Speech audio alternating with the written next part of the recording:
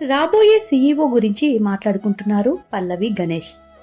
వాళ్ళు చెప్పేవి వింటూ అక్కడే క్లీన్ చేస్తున్న లల్లి మనసులో గాలి మేడలు కట్టేస్తుంది. హాయ్ గైస్, లల్లి అనే కొత్త పాత్ర ఎంటర్ అయింది కదా.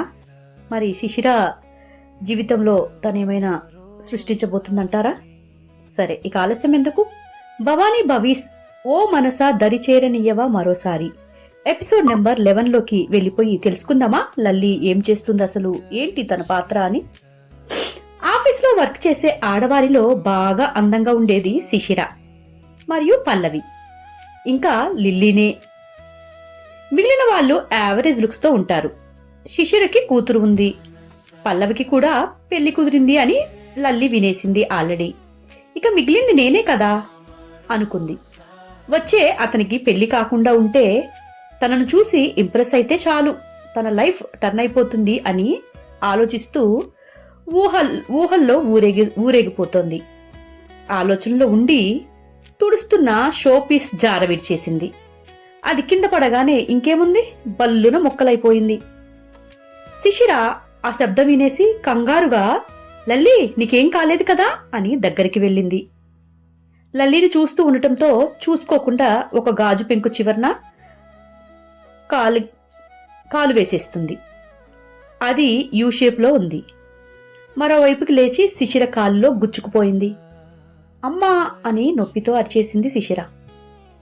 వెంటనే పల్లవి కంగారుగా శిశిర దగ్గరికి వెళ్లి శిశిరని పట్టుకుని పక్కనే ఉన్న సోఫాలో కూర్చోపెట్టేసింది.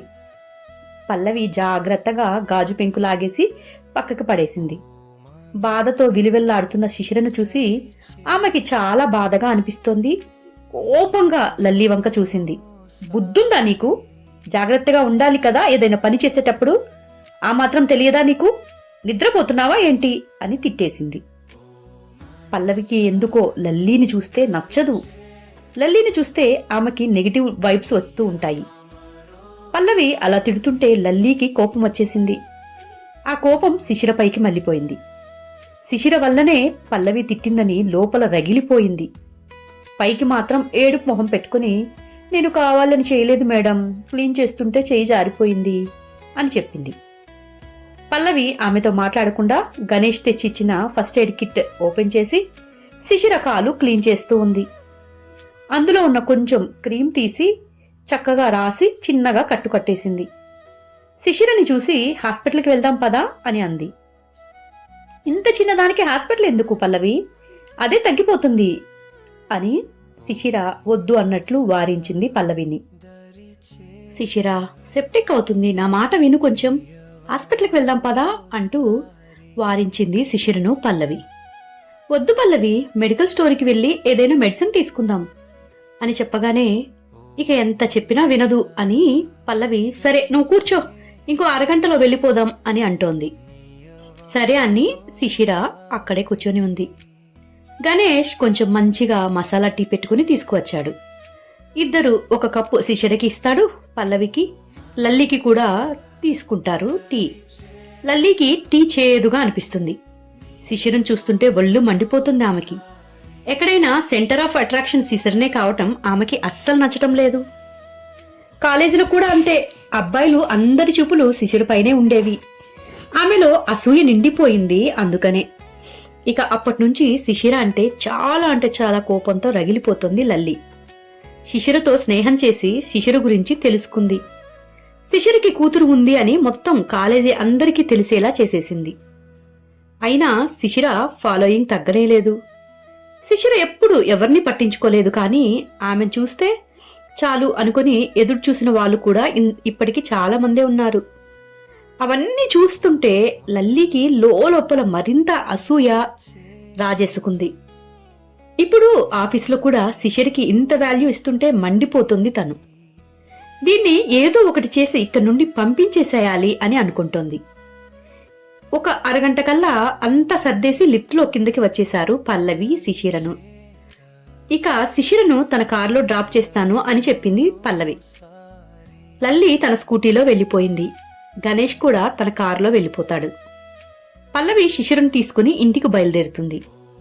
దారిలో కార్ డ్రైవ్ చేస్తూ శిశిర వంక చూస్తుంది పల్లవి. శిశిర, నీతో ఒకటి చెప్పనా అని అడిగింది. చెప్పు పల్లవి అని అడగగానే, నాకు ఆ లల్లిని చూస్తే ఏదోలా ఉంటుందబ్బా, నువ్వు దానికి కొంచెం దూరంగా ఉండు అని పల్లవి కొంచెం శిశిర మీద జాగ్రత్త కోసం చెప్పింది. నీకెందుకు అలా అనిపిస్తుంది పల్లవి? లల్లి చాలా మంచి అమ్మాయే అని అంది. నేను కాలేజీలో ఉన్నప్పటి నుండి చూస్తున్నా కదా, ఎప్పుడు నాతో చాలా చాలా బాగా మాట్లాడుతూ ఉంది. చాలా ఫ్రెండ్లీ నేచర్ కూడా తనది, నాతో చాలా ఫ్రెండ్లీగా ఉంటుంది అని శిశిర చెప్పగానే, ఏమో శిశిర, నాకైతే తనను చూస్తే అస్సలు నచ్చటం లేదు అని పల్లవి పెదవి విరుస్తూ చెప్పింది.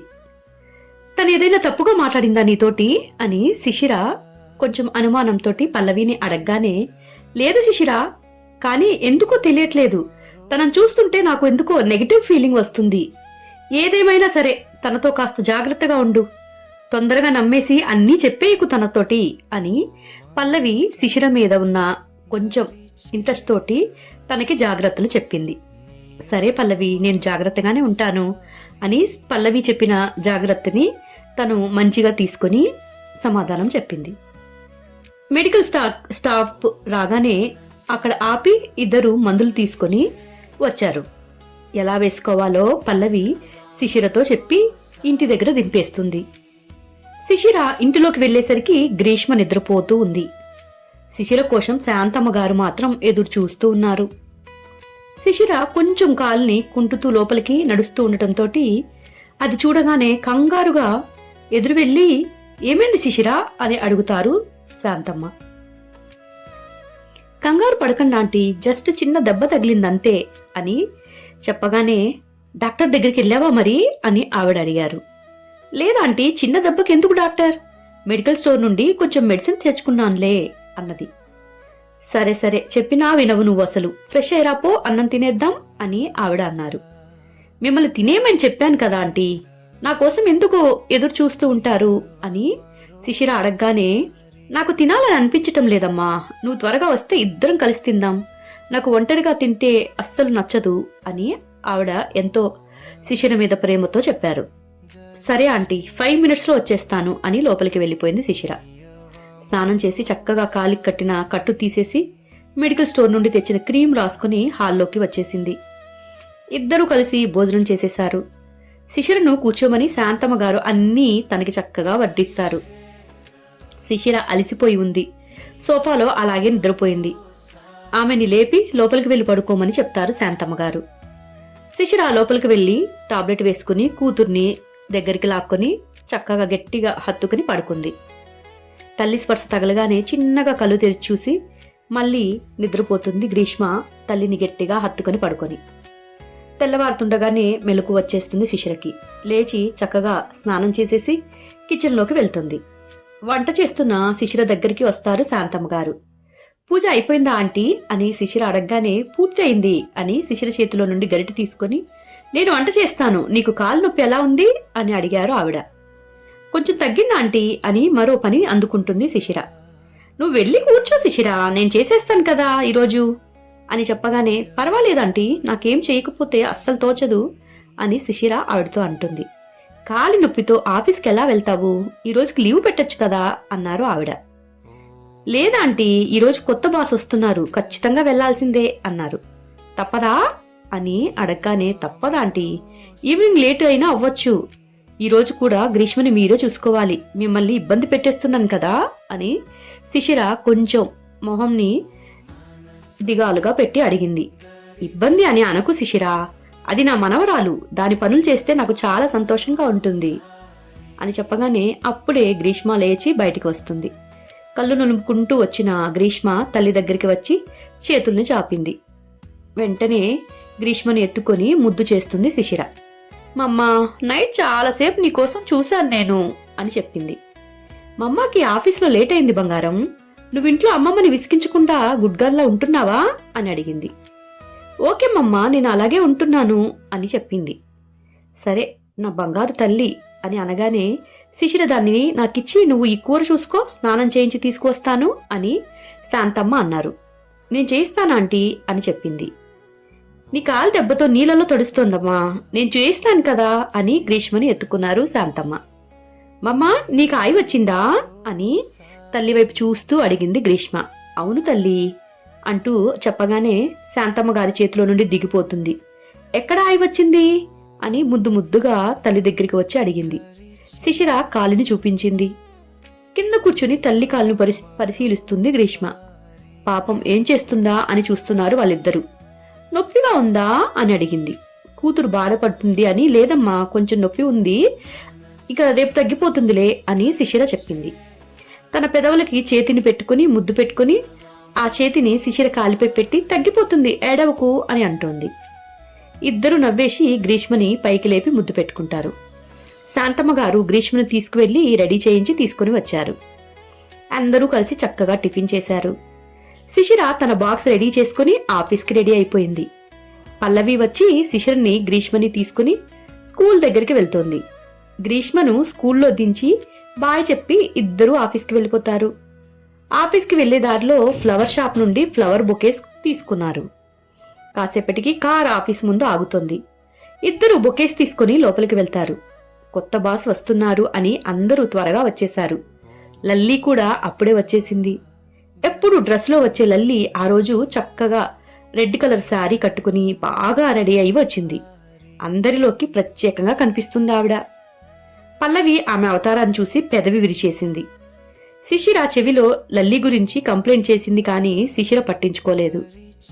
కాసేపటికి గణేష్ వచ్చి బాస్ వచ్చే టైం అయింది, అందరూ ఆయనకి వెల్కమ్ చెప్పేందుకు రెడీ అవ్వండి అని బయటికి దారి తీస్తాడు. లల్లీ తను తెచ్చిన వైట్ రోజెస్ ఉన్న బొకే పట్టుకుని గణేష్ వెనక వెళ్లిపోయి అతని పక్కనే నిలబడింది. కొత్త బాస్కి తానే మొదట వెల్కమ్ చెప్పాలి అని అనుకుంటుంది ఆవిడ. అందరూ వరుసగా నుంచుంటారు. ఒక బ్లాక్ కలర్ కారు వచ్చి వాళ్ళ ముందు ఆగుతుంది. అందులో నుండి దిగిన వ్యక్తిని చూసి శిశిర షాక్ అవుతుంది. హాయ్ గైస్, భవానీ భవిస్ ఓ మనసా దరిచేరనియ్యవా మరోసారి. ఎపిసోడ్ 11 అయిపోయింది కదా. మీకు ఈ స్టోరీ నచ్చిందని అనుకుంటున్నాను. ఒకవేళ నచ్చితే ఏం నచ్చింది ఏంటి అనేది కామెంట్లో చెప్పొచ్చు కదా. ఇంతవరకు నా ఛానల్ని సపోర్ట్ చేస్తున్న మీ అందరికీ చాలా చాలా థ్యాంక్ యూ. మరొక చిన్న మాట, శివాను అనే ఒక కొత్త యూట్యూబ్ ఛానల్ మా ఫ్రెండ్ ఓపెన్ చేశారు. దానికి కూడా నేను ఆడియో ఇస్తున్నాను. అది హిందీ కిడ్స్ కోసం. మేము పంచతంత్ర స్టోరీస్ అలా ఇవ్వాలి అనుకుంటున్నాం. సో తప్పకుండా ఆ ఛానల్ని కూడా ఆదరిస్తారు కదూ. సరే, నెక్స్ట్ ఎపిసోడ్ కోసం ఎదురు చూస్తూ ఉంటారు కదా. నా ఛానల్లోని పాటల్ని కూడా వినేసి ఒకవేళ నేమ్ సాంగ్స్లలో మీ ఫ్రెండ్స్ ఎవరైనా ఉంటే వాళ్ళకు కూడా షేర్ చేయండి. Thank you. బాయ్.